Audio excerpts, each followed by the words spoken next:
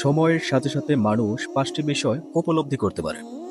Number 1, বন্ধুত্ব কখনো চিরস্থায়ী হয় না। সময়ের সাথে সাথে অনেক ঘনিষ্ঠ বন্ধুত্ব দূরে সরে যায়।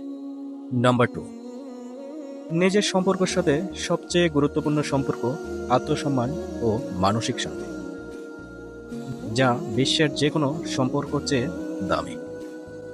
নাম্বার 3, মানুষ পরিশ্রম দেখে না, শুধু ফলাফলটাই দেখে। সফল হলে প্রশংসা করে আর ব্যর্থ হলে সমালোচনা করে, তাই পরিশ্রমটা নিজের জন্য করুন। নাম্বার 4, হৃদয় ভঙ্গ এবং ব্যর্থতা জীবনের অংশ, তাই এই দুটো জিনিসকে এড়িয়ে না চলে বরং শেখার সুযোগ হিসেবে ভাবুন।